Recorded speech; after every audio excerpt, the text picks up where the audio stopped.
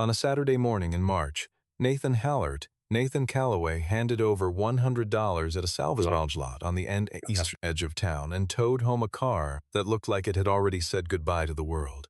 The paint was gone down to bare steel in most places. The roof seams had been opened by rust, the way a seam ripper opens a hem. The windshield had a crack that traveled from the lower left corner to the upper right in a line so deliberate it almost looked intentional. His neighbor, Priscilla Vane, was standing at the low iron gate in front of her house. When he turned onto Dunmore Street and she looked at the rusted coupe drifting behind Raymond Duff's truck, the way a person looks at something that has confirmed a theory they already held. She said it loudly enough that the woman walking her dog at the far end of the block could hear it. That child is going to grow up thinking that's how a man makes decisions. Nathan did not turn around. He had the tow rope to unhook and a car to park and a son waiting on the porch, and he spent his energy on those things. He would think about what she said later, in the way he thought about most things, slowly and in private, in the hours after Cole was asleep and the garage was his alone. What he would not know until 5 days later was that the rusted car in his driveway was not what it appeared to be, and that a man who had spent 11 years quietly looking for it would arrive on Dunmore Street with a number that would change the architecture of everything. But that is the end of the story. This is the beginning. Nathan Calloway was 36 years old and he had organized his life around a single constraint. He needed to be at the school gate at 3:17 every afternoon. Everything else had been built around that fixed point the way a building bit is built around a load-bearing wall. He woke at 4:53 every morning. He packed Cole's lunch while the coffee brewed. He walked out to the converted garage behind the house, which he had insulated himself over 4 weekends 2 winters ago, and he worked until 2:45. Then he cleaned up, got in the truck, and drove the 7 minutes to Hollis Elementary. He had a reputation on Dunmore Street as the quiet man with the old truck and the boy. This was accurate as far as it went. What it left out was the 12 years he had spent before this life as a principal restoration engineer at Castellan Motorsport in Phoenix, where he had worked on the mechanical preservation of historically significant racing vehicles. He had not been fired. He had not been passed over. He had walked into his director's office on a Thursday afternoon in October and resigned, and the director had looked at him for a long moment and said, "Are you sure?" And Nathan had said, "I need reliable hours," and that was the only explanation he offered. His wife, Marin, had died 14 months before that resignation. She had been driving back from her sister's house on a Wednesday evening when a truck ran a red light on the intersection of Colmore Avenue and Route 9. She had kept a sketchbook full of drawings, mostly cars, not technical drawings but impression sketches, the kind a person makes when they are trying to remember the shape of something they love. Nathan had not opened the sketchbook since the week after the funeral. Cole was 6 years old. He was missing one front tooth. He owned a stuffed bear he carried everywhere, a brown bear with a worn patch on its left ear and one eye replaced with a mismatched button after the original was lost in the park. Marin had named the bear the night Cole was born. She had looked at the small face and the stuffed animal the nurse had placed in the bassinet beside him and said simply, "He's Bolt." She had loved the idea of speed. She had loved the blur of motion and the sound of an engine at full effort. The name had stayed. Raymond Duff was Nathan's closest friend. He was 42 years old, ran a modest repair shop at the end of Dunmore Street, and had the quality that matters most in a person who is close to someone grieving. He did not require Nathan to perform recovery. On Friday evenings, he sometimes brought food over and the two of them ate in the garage, while Cole did homework at the workbench, the same way every week. Priscilla Vane had moved to Dunmore Street 22 months earlier. Her house had a black door and a pearl-white SUV and window boxes that were always precisely maintained. She was 33, worked as a commercial property broker, and operated by standards she had arrived at early in life and had not revisited since. She was not a person who set out to harm anyone. She simply moved through the world with the particular confidence of someone who has never had to question whether their first impression was right. In 22 months, she and Nathan had exchanged perhaps 50 words. She had once remarked at sufficient volume that the truck was lowering the visual standard of the block. He had gone back inside without responding. She had interpreted this as rudeness. He had not interpreted it as anything at all. Dunmore Street was a street where information moved faster than it had any right to. Houses sat on narrow lots with low fences.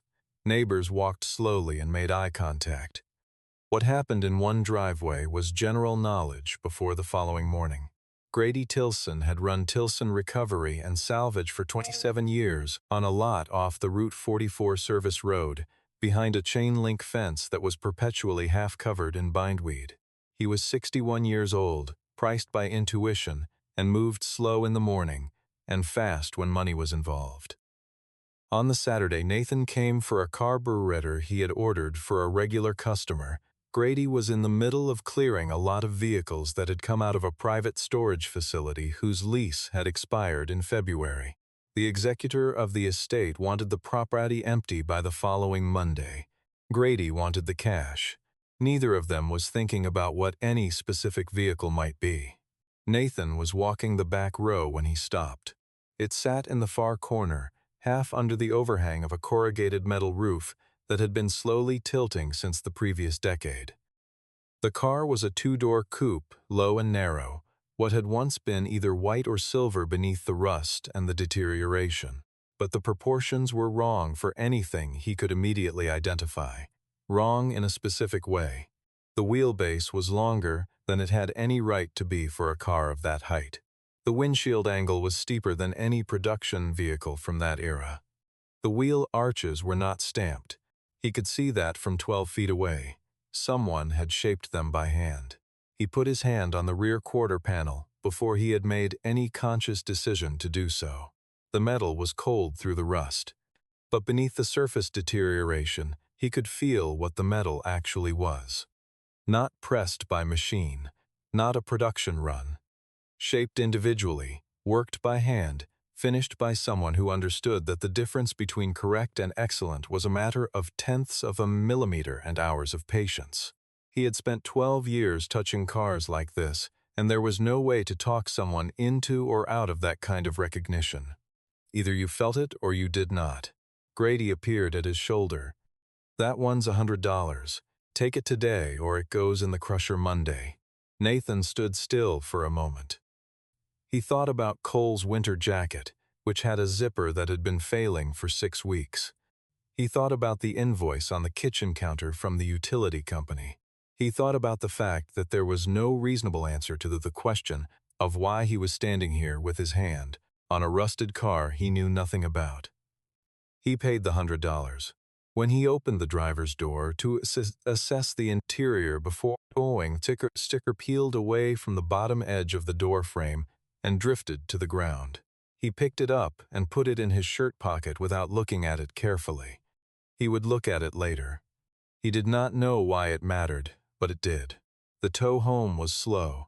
Raymond's truck, a length of braided tow rope, the rusted coupe drifting behind at 12 miles an hour with its dead steering pulling it gently left. They turned onto Dunmore Street at 9:47 in the morning. By the time they reached Nathan's driveway, there were at least 8 people watching from varying distances. 2 kids on bicycles came to a full stop at the corner. The woman with the dog passed a second time, which had nothing to do with the dog. Priscilla was at her gate. Cole was on the porch with his backpack still on, having come outside when he heard the truck. Nathan heard Priscilla's clear. He heard the words "poor kid," and he registered the location of his son in the scene, and he felt those words land near the boy rather than on himself. Cole looked at Priscilla, not with the expression of a child who has been wounded, but with the expression of a child who is deciding what to do with information he has received. Then he looked at the car the same way Nathan had looked at in the salvage yard, with his head tilted slightly, as though the answer was somewhere in the shape of it, rather than in any surface detail. Nathan said, "Come get my tool bag." Cole turned and went inside. Nathan began unhooking the tow rope. He did not move with urgency or with performance. He moved at the pace of a man who had already lived through the worst thing that can happen to a person and found that he was still standing on the other side of it, and who therefore had a settled view of what the opinion of a neighbor actually weighed. That evening, after Cole was asleep, Nathan went to work.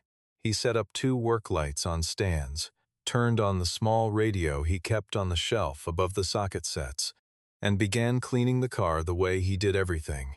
Methodically from the bottom forward, slowly enough to see what he was dealing with. He used a solvent cloth on the floor of the driver's footwell, and the accumulated grime came away in layers.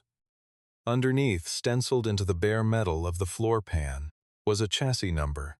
It was not a standard format.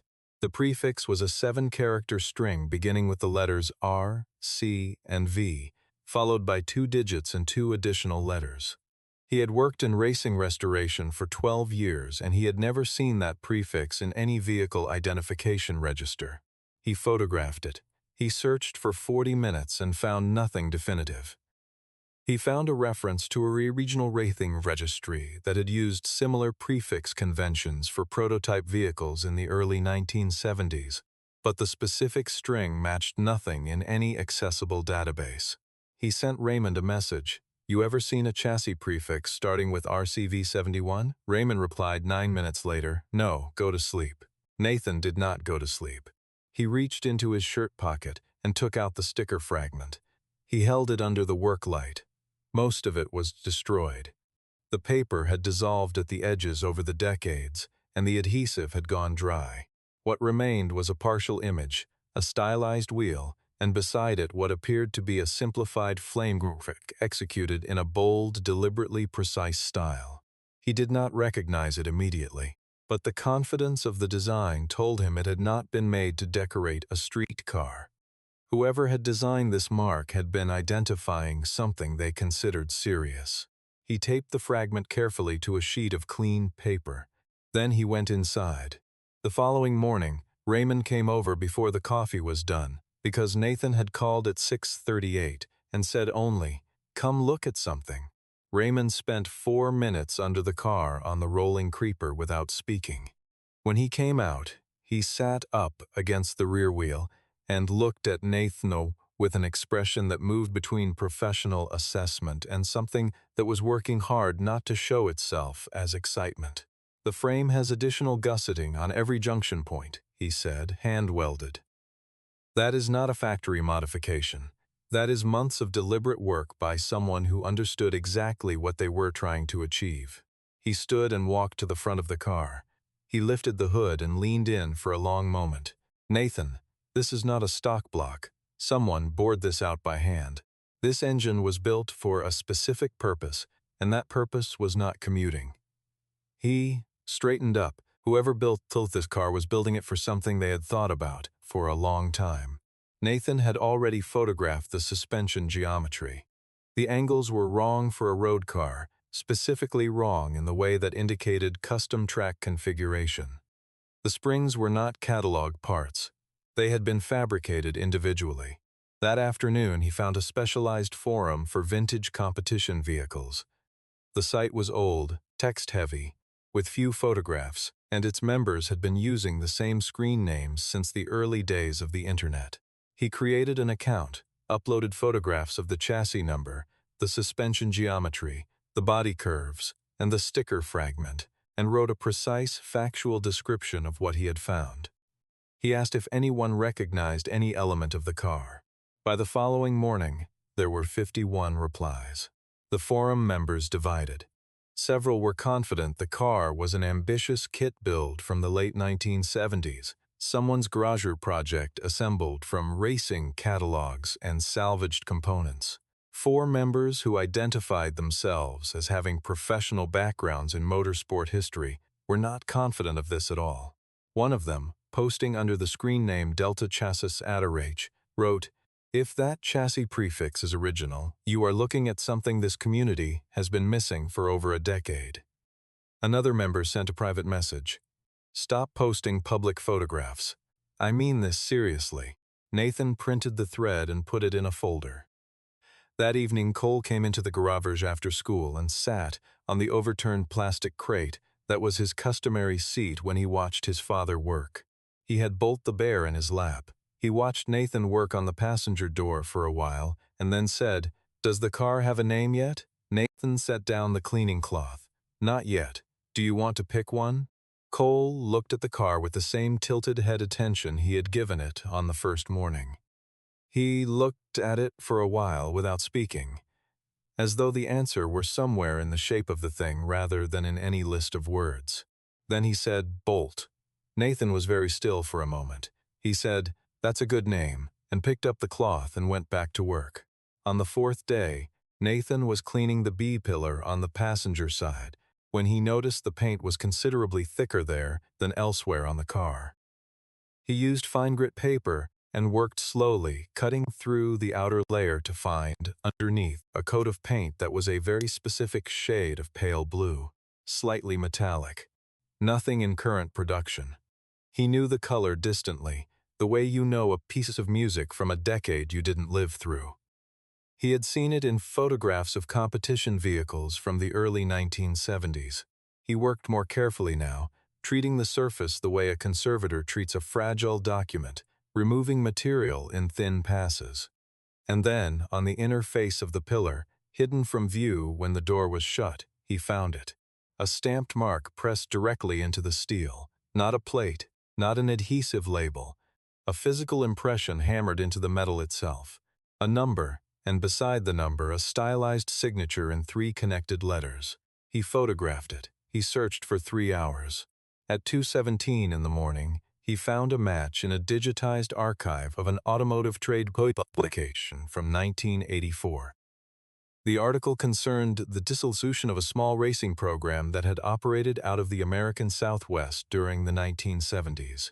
The team had been considered among the most technically innovative in endurance competition during that period. Working outside the large factory programs, with considerably fewer resources and considerably more originality. The article mentioned, near its end, that several prototype vehicles had been destroyed in a warehouse fire in late 1983. Among those vehicles, according to a brief paragraph, was a single development prototype, a test chassis for a geometry approach to an endurance race that had never been run in official competition, but whose fundamental design logic had, according to the article's author, passed quietly into the architecture of competitive vehicles throughout the following 15 years. The prototype had been presumed destroyed in the fire. It had not been seen again. The stamped signature belonged to a man named Dale Pressler. The article identified him as the lead engineer of that racing program, and in a single sentence near the end, noted that he had died in a testing accident in 1981, 2 years before the fire that was supposed to have consumed the car. The program had been owned and funded by a man named Everett Strand. Nathan sat in the garage until the gray light of morning came in under the door. Raymond had not intended to tell anyone.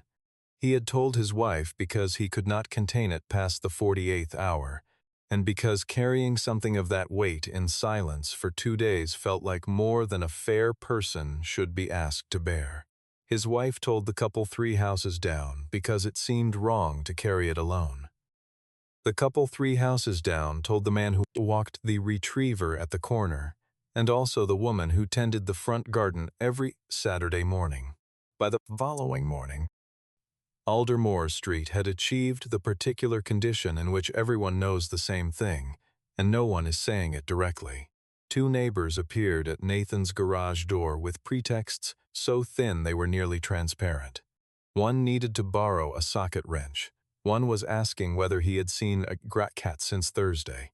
Both of them looked past him at the car for as long as they could before he said thank you and moved to close the door. He covered the car with a canvas tarpaulin after the second visit. Priscilla heard the story in a version that had passed through 4 people, which meant the edges had softened and some of the specifics had traveled sideways. But the essential structure had survived. The version she heard said the rusted car that Nathan Callaway had bought for $100 might be worth several million. She laughed when she heard it. She said it sounded like something constructed for television. Then she went inside and opened her laptop. She searched the name Everett Strand. She read for 23 minutes. She found photographs of a man in his late 50s, lean and precise, standing in front of a row of vehicles at a specialist auction. She found a profile in a financial publication that estimated his net worth at above $900 million. Accumulated through competition winnings, early investment in automotive technology companies, and a collection of historic vehicles whose value had increased substantially over 4 decades. Near the bottom of the profile, almost a footnote, there was a note. It said that Strand had been searching privately for over a decade for a prototype vehicle from his early career in racing that had been believed lost in a fire in 1983. It said he had never stopped looking. Priscilla closed the laptop. She stood at her kitchen window and looked at the canvas tarpaulin in Nathan's driveway for a long time. She knocked on his door the following afternoon holding a measuring cup.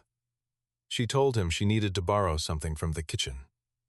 Nathan opened the door, listened, and said, "I don't have one." He closed the door without ceremony, not unkindly, but with the finality of a man who has already decided how much of his attention this particular exchange deserves. She stood on the step for a moment, then walked back across the street. On the evening of the 4th day, an email arrived in the inbox connected to Nathan's forum account. The sender was Renata Folse. Her title, in the signature line, was Executive Assistant to Everett Strand. The message was brief. It said that Mr. Strand had become aware of the forum discussion and the photographs shared there. It said that if Mr. Calloway was in possession of the vehicle described, Mr. Strand would very much like to speak with him in person. It said a meeting could be arranged within 24 hours at Mr. Calloway's convenience.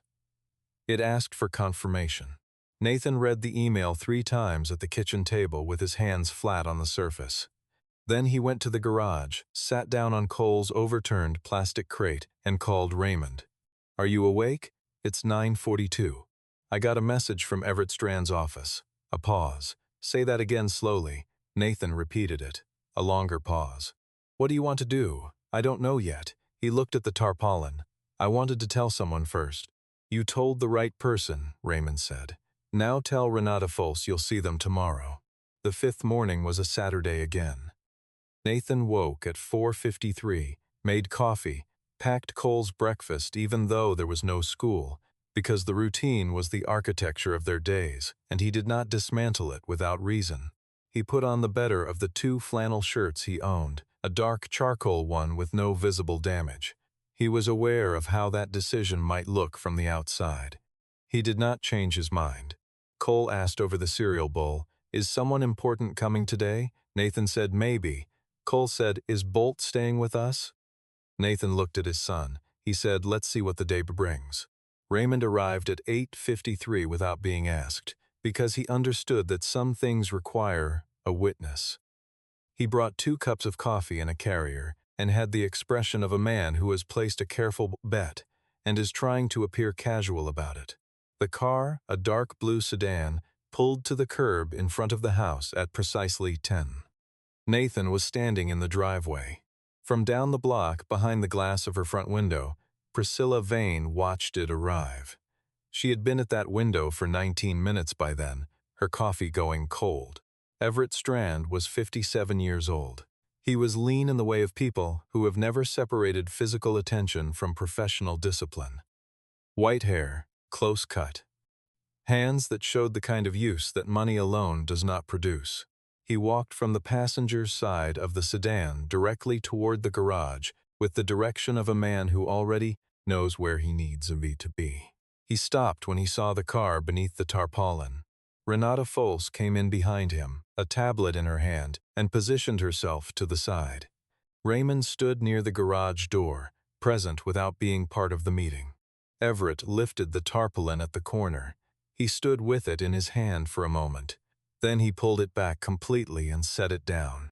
He walked around the car slowly, both hands slightly extended, sometimes touching the surface. He said nothing for a long time. Nathan watched and did not speak. When Everett stopped, he was standing at the rear of the car.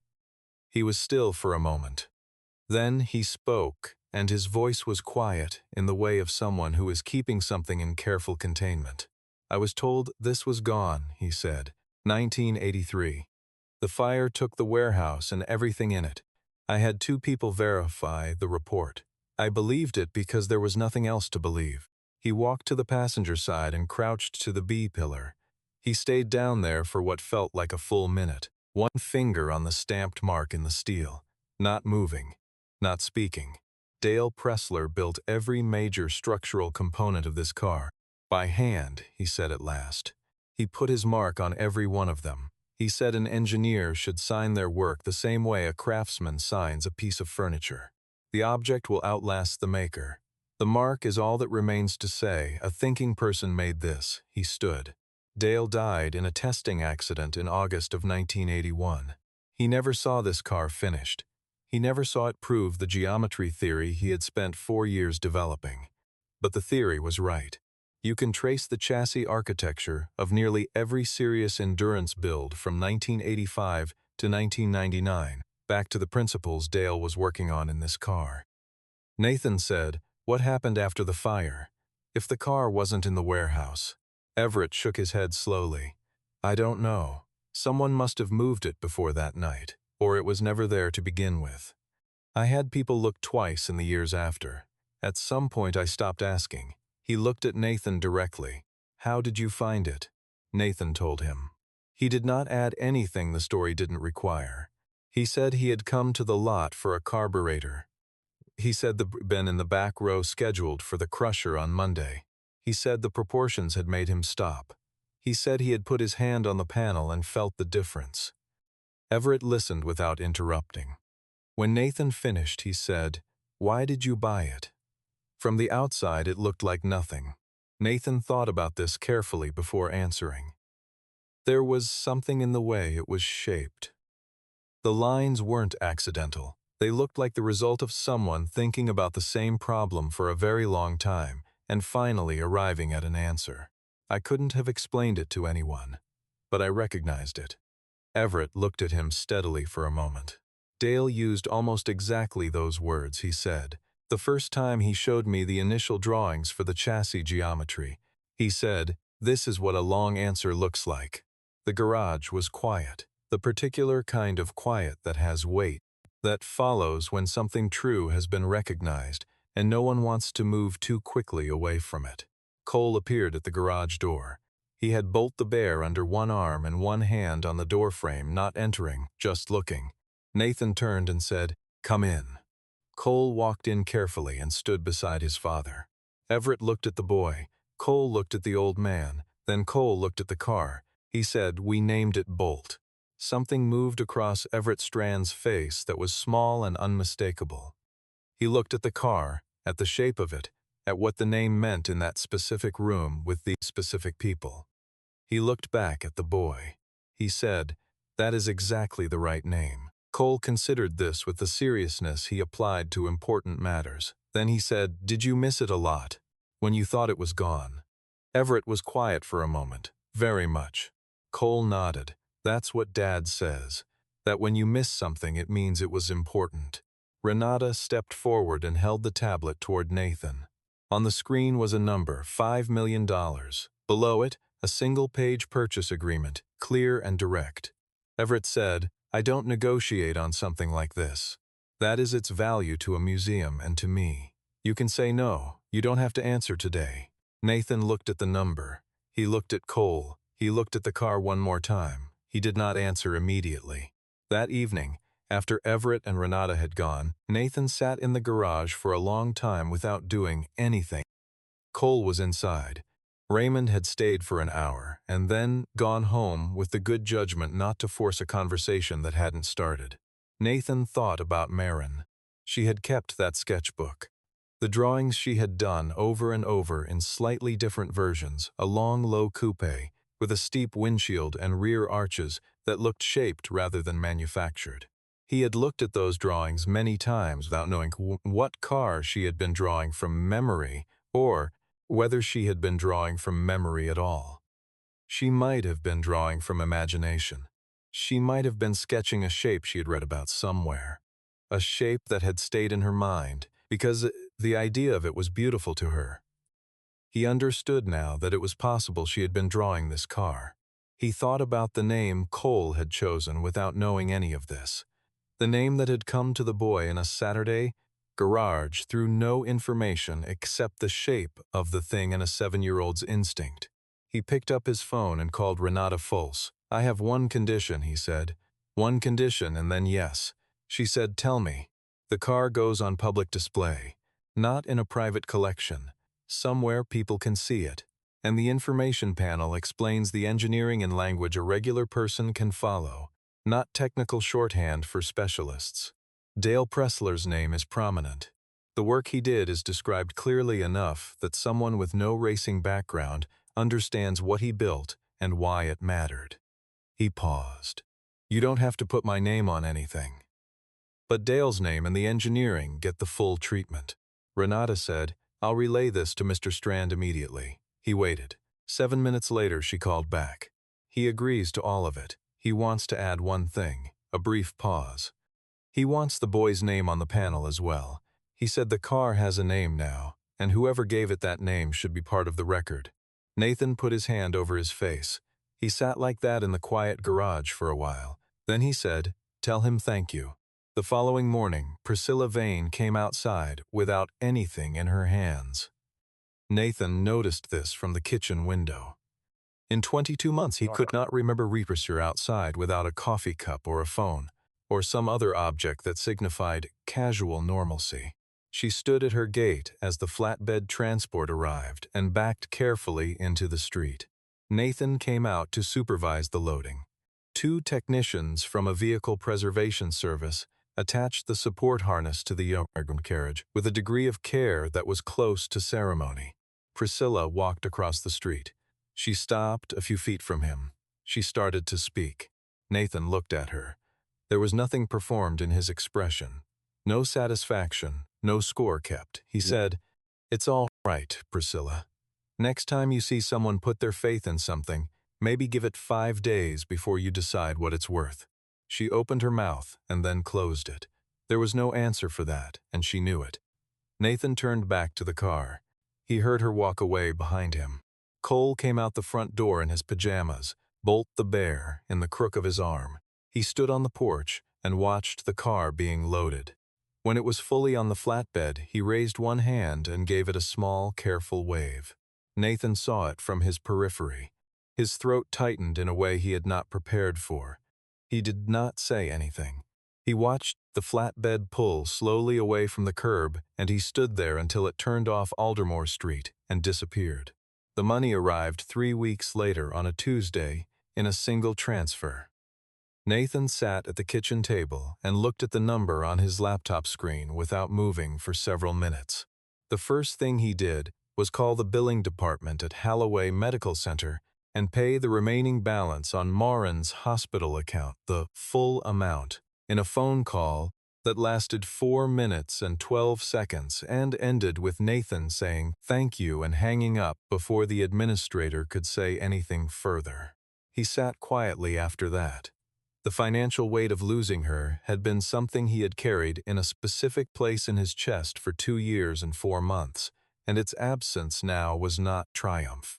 It was more like the feeling of a long-held breath finally released, or a room where a window has been opened after a long winter, the temperature shifting in a way that takes a moment to understand. He bought Cole new shoes, the right size, in the style Cole had pointed at in a store window 4 months earlier without asking for them. He called Raymond and told him he was putting money into the shop, not as a formal investment, but as a contribution between 2 people who had been trusting each other for years. Raymond argued briefly on principle, and then accepted on the same principle. They agreed to expand the garage, add a second lift, and take on an apprentice from the trade program at the community college. The remainder went into a fund at Hollis Elementary. Nathan named it for Marin. It was structured simply. Assistance for families carrying the kind of weight that does not show up in any visible way but shapes everything.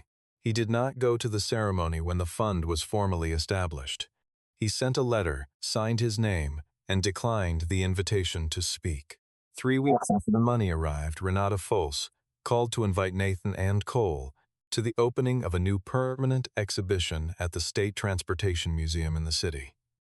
A gallery dedicated to the engineering history of American endurance racing.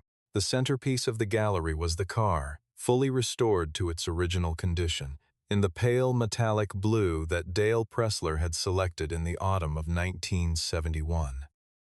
There was a note in the exhibition materials, drawn from a handwritten document found in a personal archive, explaining that Pressler had chosen that specific color because, in his words, it was the color of something moving faster than the eye can comfortably track. Nathan drove them on a Thursday evening. Cole wore his new shoes and carried Bolt the bear in the crook of his arm. Everett Strand was already inside when they arrived. He shook Nathan's hand and then crouched down to Cole's level. The car was in the center of the gallery under carefully calibrated lighting, mounted on a low platform, so the full length and geometry of it was visible from every angle. It was extraordinary, not because of its condition, which was exceptional, but because of what it was. A thing imagined before its time, hidden for 40 years, brought back to where it could be seen and understood. Nathan read the information panel slowly. Dale Pressler's name was at the top. The engineering was described in plain language that told the story honestly.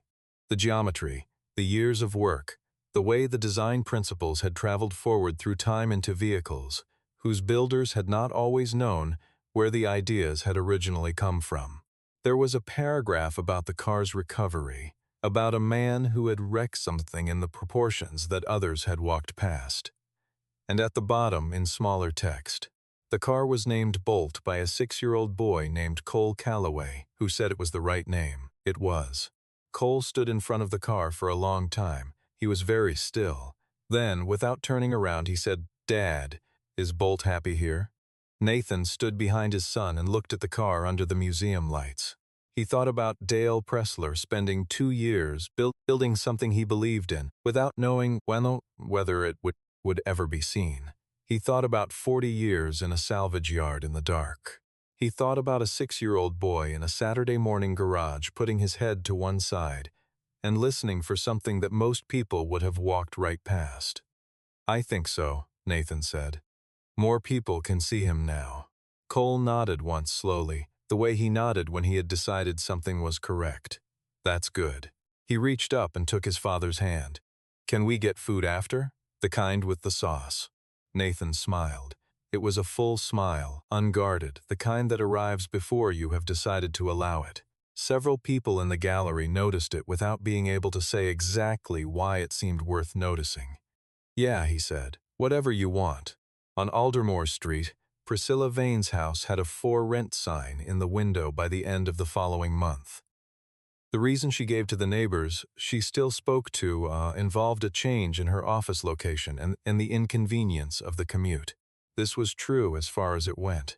Nobody on the block said anything unkind about it. The particular justice that real life delivers is not loud. It is not dramatic. It is simply the weight of a moment you cannot undo, staying with you on quiet evenings and in precisely the shape of the words you said out loud in front of people who were listening. Nathan kept the garage. He kept the radio on the shelf above the socket sets. He kept the 4:53 mornings and the handwritten schedule on the refrigerator and the Friday evenings with Raymond and the food and the coffee. He did not become a different person. He became a more settled version of the person he had already been. Someone who now knew with certainty what he had always suspected. That the things worth attending to do not announce themselves. That the difference between value and waste is almost always nothing more than the willingness to stop and look carefully at something the rest of the world has already passed. He still talked to Marin sometimes in the garage at night, not out loud. In the way that people who have loved someone completely continue the conversation long after the other voice has gone quiet, not from inability to accept what happened, but from the understanding that some things do not end. They change form. He thought, in those quiet hours, that she would have known the car the moment she saw it. that she would have walked to the back of Tilson's lot and found it without hesitation and put her hand on the rear quarter panel and said, "I know what this is." He thought she would have been proud of Cole for the name. He thought she would have been proud of him for the $100. This is a work of fiction. All names, characters, companies, institutions, and events portrayed in this story are entirely fictional and are the product of the author's imagination. Any resemblance to real persons, living or dead, or to actual events or organizations is purely coincidental. This story was created for entertainment and inspirational purposes only. If this story stayed with you, subscribe and share it with someone who has ever been underestimated. Every week, we tell the stories of the people the world walked past too quickly. They were worth stopping for.